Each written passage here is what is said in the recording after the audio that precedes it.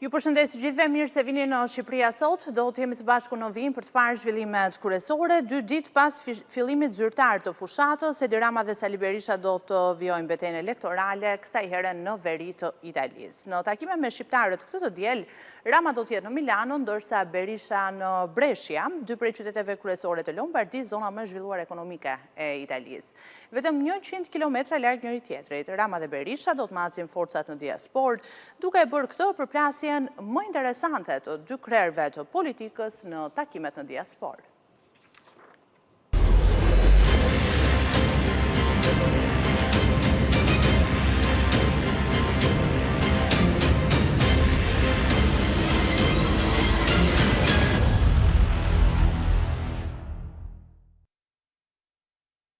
Dy ditë pas sheljes fushatës elektorale, Rama dhe Berisha do të masin forcat në diasporë. Të dy janë shpërngulur në Itali në takime paralele me emigrantët në Milano dhe Brescia. Kryesocialisti prej një muaji ka nisur përgatitjet për këtë takim, ndërsa kryedemokrati nuk mbetet pas, kur vetëm disa ditë më parë njoftoi se do të ishte në Brescia këtë të diel. Rama dhe Berisha do të jenë vetëm 100 kilometra larg njëri tjetrit, për të treguar në numra mbështetje nga emigrantët në vendin me regjistrimet më të larta nga diaspora. Mbi 90.000 emigrantë shqiptar janë regjistruar për të votuar nga Italia, ose thënë ndryshe 1/3 e totalit, dhe vetëm 2 ditë ndajnë nga mbërritja e zarfeve të para në Europë, dhe nga 15 prilli emigrantët do të japin verdiktin e tyre të parë. Takimi Ramës fillon në orën 15, ndërsa ai Berishës në orën 16. Përveç se një përballje se kush mbush më shumë sallën në 2 qytetet më të mëdha të Lombardisë, kjo do të jetë edhe një betejë audience. Edi Rama mbajti një fjalim historik nga sheshi Skënderbej, kuftoi shqiptarët ka përcej ndarjet politike dhe ta votojnë si kryeministri i qeverisë që fut Shqipërinë në Bashkimin Evropian në vitin 2030. Rama tha se qeveria e tij ndjek profecinë e Skënderbeut dhe fatin e pandarë të Shqipërisë nga Europa, së cilës i përkasim që prej 1000 vjeçarësh. Rama tha se po merr fund për çmimi i Europës dhe po nis respekti ndaj shqiptarëve si të barabartë me qytetarët e tjerë të Europës së Bashkuar. Në simbolikën e 12 yjeve në flamurin e Bashkimit Evropian dhe në ritmet e motiveve tradicionale shqiptare, socialistët hapën zyrtarisht fushatën elektorale për zgjedhjet parlamentare të 11 majit.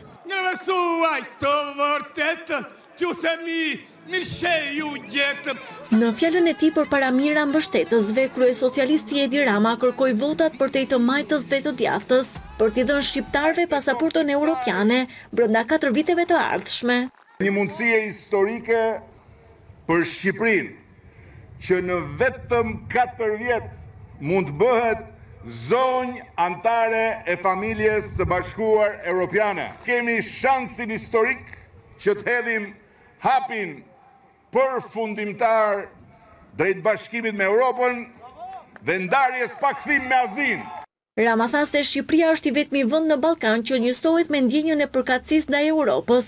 Ai u ndal tek figura e Skënderbeut për të shpjeguar se Shqipëria i përket kontinentit të vjetër. Shqipëria pati te Skënderbeu profetin e pavarësisë saj, heroin që mbolli farën e madhështisë dhe fateve të lume të kombit të tij. Bashkë nga malet u dëgjua në më shumë se 700 vite më parë zëri gjëmues i arbërorëve mbi shtrojën e kaltër të Adriatikut dhe të Mesdheut, duke i shpallur Europës se ata ishin pema e lashtë e kopshtit të saj dhe filizi gjithmonë i njohur mes kombeve të saj të plakura.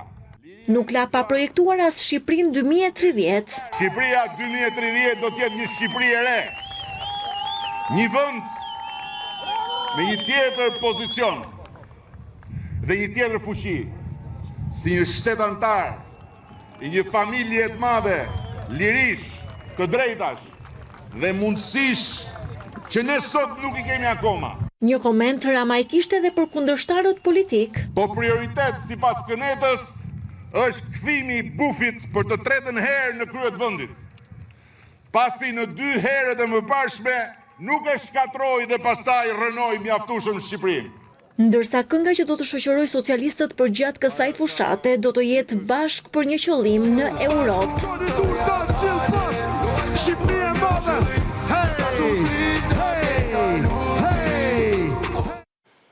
Tubimi i socialistëve në sheshin Skënderbej kthehet në ftesën e shumicës për të marrë votën e shqiptarëve jo për mandatin e 4, por për futje në Bashkimin Evropian. Në simbolikën e 12 yjeve të BE-s, drejtuesit e 12 qarqeve premtuan se fitoria e socialistëve do të jetë në numër absolut. Fieri me 11 mandate, Durrësi me 9, Kuksi me 2 apo Gjirokastra me 4, socialistët kështu thonë se do të fitojnë më shumë se 80 mandate. E kemi mirëqenien e qytetarëve. Prandaj jemi sigurt se ne do të fitojmë. Ne do të fitojmë përsëri. Qarku i Dibrës në këtë zgjedhje do të shndrohet si gjithë Shqipëria në një qark i cili do të votojë masivisht Partinë Socialiste. Pasi ne besojmë fort te kjo forcë politike, e cila ka shumë organizim, e cila ka shumë frym, por mbi të gjitha ka një lider i cili ato që premton e bën, fjalën e dhënë e mban. Dhe ai na ka premtuar gjithë ne socialistëve, progresistëve, gjithë shqiptarëve, që ne do të jemi pjesë e Bashkimit Evropian brenda këtij mandati. Prandaj të votojmë masivisht Dibra dhe gjithë Shqipëria, Edi Ramën dhe Partinë Socialiste. Po kërkojmë një mandat 4. Mandati 4 ndoshta duket si shumë për ata që hedhin çdo ditë baltë mbi ne. Po ky është mandati i shqiptarëve. Ky është mandati i cili do të përmbush një marrëveshje që Edi Rama ka nënshkruar me popullin shqiptar në 2013. Për ta quar Shqipërinë një herë e mirë në Europë. Për t'i bërë shqiptarët antar të Bashkimit Evropian ashtu siç i takon. Shqiptarët që kanë lindur në mes të mesdheut, në zemër të Europës. Shqiptarët që janë më europian se kushdo tjetër. Dhe tashmë është koha që ata t'i bashkohen asaj tryeze, që është tryeza e tyre natyrale.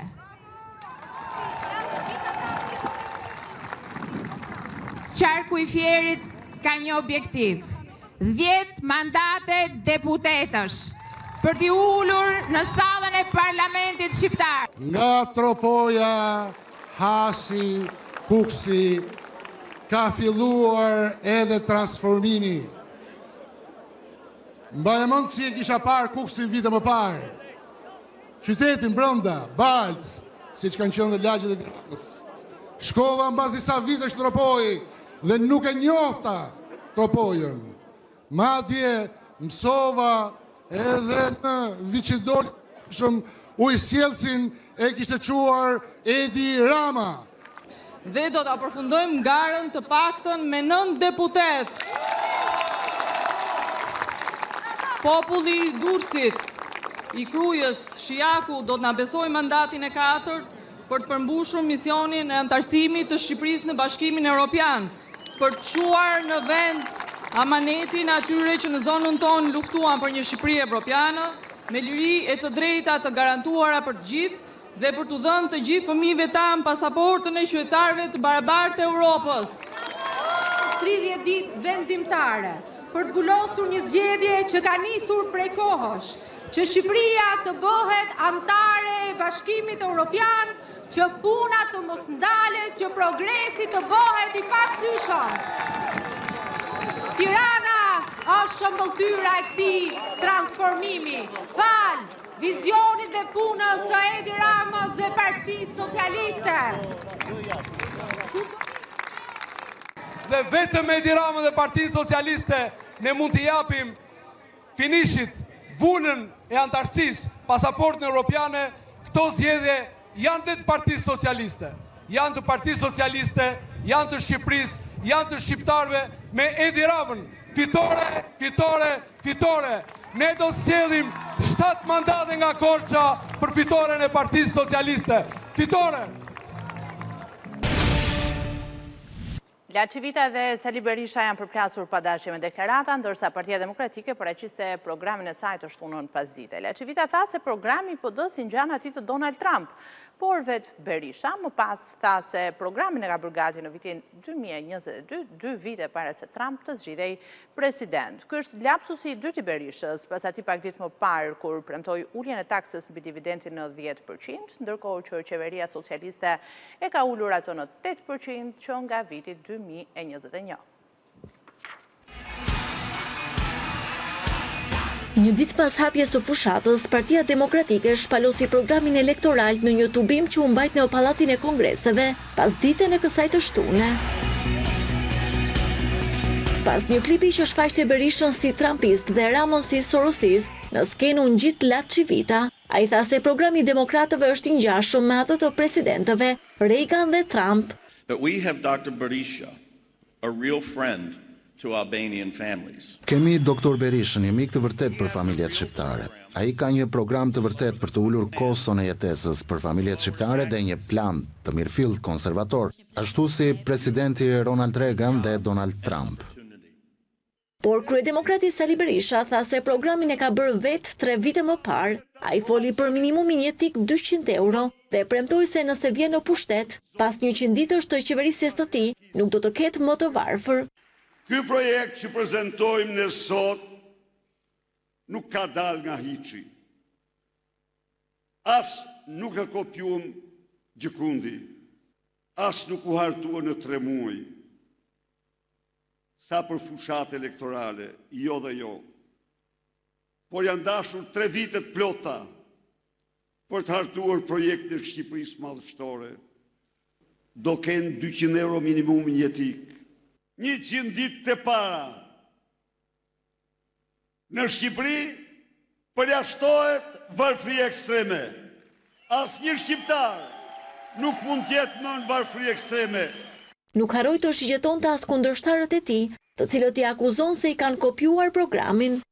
Një projekt aq i mirë sa dhe Partia Socialiste, që qeverisi 12 vjet me mashtrim e vjedhje, u kthye, ta vlerësoi, ta vjedh dhe ta kopjoi. Ndonë se kundërshtar politik Edi Rama e pranoi se nuk ka projekt, apo më mirë të themi, projekti i tij është vetëm dora për të vjedhur. Po miqtë e mi, kopja mbetet kopja. Ekspertët e teknologjisë ngrenë alarmin për pasigurinë në rrjetet sociale. Ato bëjnë apel të keni kujdes me blerjet online apo me pranimin e mesazheve mashtruese. Statistikat tregojnë se rritja e numrit incidenteve me sigurinë kibernetike lidhet më së shumti me gabimet njerëzore. Një klikim në telefon apo kompjuter shpesh mund të bëhet shkak për t'u vjedhur të dhënat personale apo parat në llogarin bankare. Statistikat globale tregojnë se mbi 90% e incidenteve me sigurinë kibernetike nisin nga një gabim njerëzor. Në një botë që lidhet gjithnjë më tepër përmes teknologjisë, specialistët tregojnë se si të mbrohemi. Për shembull, kur bëjmë një blerje online, duhet të jemi pak të kujdesshëm, të jemi të fokusit jetë domenit.al. Sepse domenit.al janë ato që edhe monitorohen nga autoritetet. Të blejmë gjithmonë me një kartë debiti në thonjza me jo shumë gjendje, sidomos kur jemi fillestar, edhe bën edhe gabime dhe keqbërësit mund të marrin kartën tonë dhe mund ta përdojnë për blerje online. Shumica e sajteve duhet të jenë me atë HTTPS-n atje sipër, me atë drynin që tregon që siguria në këtë faqe të internetit është enkriptuar. Në sajte ku është PayPal-i, është e sigurt dhe mirë që të përdorni PayPal-i në shumicën e sajteve që janë ndërkombëtare dhe nuk i njihni, sepse PayPal-i mund t'ju kthejë parat prapa deri në 30 ditë. Sulmuesit sot shpesh nuk kanë nevojë të thyen kode, ju mjafton një mashtrim në rrjetet sociale. Më voto te ky linku, do të vini SMS dhe do më kthesh përgjigje. Çdo SMS që ju vjen nga media sociale, në asnjë mënyrë nuk do ta ndani me asnjëri. Mund të vjedhi social media tonë, Facebookun, Instagramin e tjera çfarë mund të kesh. Vetëm duket i nisur ti atë kodin me 6 shifror. Dhe dëshira për të ndihmuar shpesh mund të çojë në gabime. Nëse keni rënë pre një mesazhi në WhatsApp, mashtruesit mund të komunikojnë në emrin tuaj, por ndryshe nga sa ndodh me media të tjera sociale, llogarinë mund ta rimerrni shumë shpejt, ndërsa bisedat e mëparshme kanë mbetur vetëm në telefonin tuaj. Dërgim mesazhesh në formë phishing quhet, në formë peshkimi, që i bëhet përdoruesve që të nisin prapë të passwordin me 6 shifra një përdorësi tjetër, por WhatsApp-i ka diçka që nuk mund ta marrë dikush aksesin në WhatsApp dhe të dy bisedat e tua. Sepse të gjitha të dhënat e WhatsApp-it ruhen në telefonin tënd dhe nuk ruhen në cloudin e Facebook-ut. Kështu që ose Metës, që është kompania që ka në pronësi. Kështu që edhe nëse bëni një gabim, ju mund ta rilogoni prapë me të njëjtin numër me numrin tuaj dhe atë kodin që do ju vi përsëri, të logoni prapë dhe të aksesoni WhatsApp-in tënd. Në të kundërt nga mediat e tjera sociale që po të morën dhënat, çdo dhe dhëna jote është ruhet në serverat e Metës dhe po të morë accountin, të ka marrë gjithë historikun tënd e etj me radhë. Teknologjia sipas specialistëve është vetëm një mjet. Mënyra se si e përdorim është ajo që bën ndryshimin. Valmira, prej një viti e gjysmë lufton me kancerin e gjirit. Ajo tregon sfidat me cilat është përballur, duke nisur nga transformimi fizik tek frika për fëmijët, por pavarësisht gjithçkaje, 42 vjeçaria nga Korça thotë se tumori e ka bërë më të fortë dhe ka vendosur të jetojë çdo ditë jetën e buzëqeshur.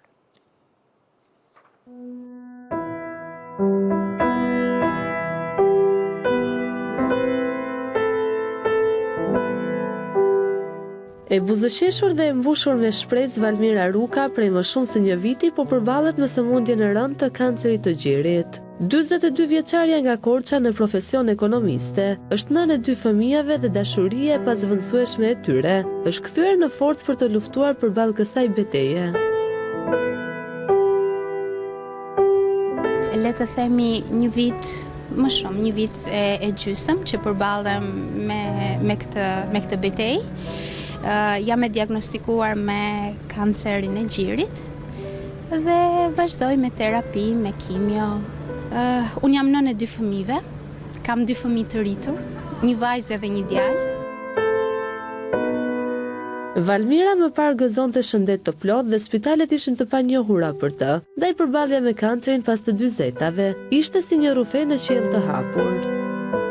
Nuk e mendoja kurse si, nuk me përjashtim të rasteve kur unë kam lindur 2 fëmijët, do më thënë nuk kam trokitur për të qenë problematike në dyert e spitaleve, kam gëzuar do më thënë një shëndet të plot dhe në momentin kur mbas ekzaminimeve mora vesh që kam diçka vërtet serioze në organizmin tim, gjëja e parë që më kujtua dhe që më erdhi kështu bomb ishin fëmijët, të 2 fëmijët e mi.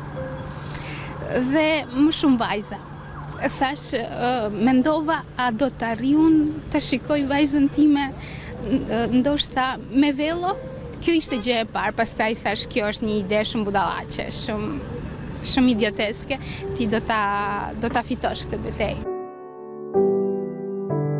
Gratë diagnostikuara me kancer gjiri mes kalvarit të shumë sfidave duhet të përballojnë edhe atë të transformimit fizik për shkak të terapisë. Por rënja e flokëve nuk ishte as pak problem për Valmirën, madje duke mos e penguar as pak në aktivitetin e saj të përditshëm.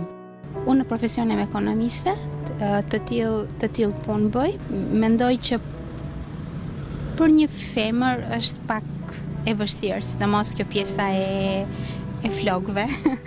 Dhe unë kur vi këtu, në fakt në spital, më duken që janë shumë persona si unë. Kur dal në rrugët e Tiranës më duket sikur jam e vetme. Sinqerisht nuk e kam menduar fare këtë pjesën, sidomos të pjesën e pamjes, kuptohet që domethënë ne ndryshojmë në fytyrë, nëse flokët kuptohet që po e po, madje edhe fëmijët e mi dhe sidomos djali më thotë që mami ti më pëlqen më shumë kështu dhe nuk e di nëse nesër kur të dalin flokët do të më pëlqesh më shumë nesër apo sot më pëlqen shumë dhe mua kjo më bën të ndihem mirë.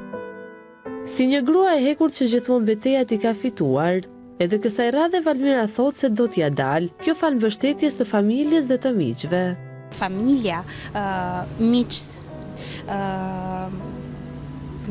të gjithë kolegët, të gjithë rrethi që ku unë jetoj, ku unë banoj, kam pasur suporte për kraje, mbështetje që në momentin që ata domethënë e morën vesh ose unë u apasqyrova këtë si problematik timen edhe vetëm suporte dhe mbështetje që do t'ja dalësh patjetër.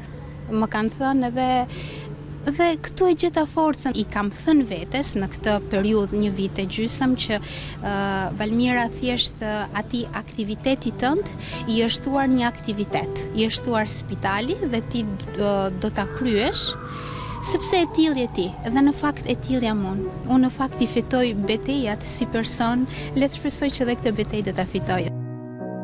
Duaje jetën dhe mendo pozitivisht, është motoja e Valmirës, ndërsa përcjell edhe këtë mesazh. Që t'japin vetes forcë dhe kurajo dhe ta gjejnë atë forcë, sepse ekziston ajo forcë tek ata.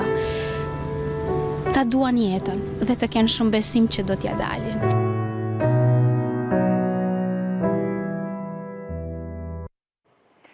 Ishte gjithçka e përgatitur për Shqipëria sot, zhvillimet e fundit përditësuara minut pas minute nga vendi, rajoni dhe bota, mund t'i ndiqni dhe në faqen tonë abcnews.al, njërë është dhe në valët e radios 105 FM. Mos u largoni, rikthehemi pas pak me të tjera zhvillime me edicionin e mesditës.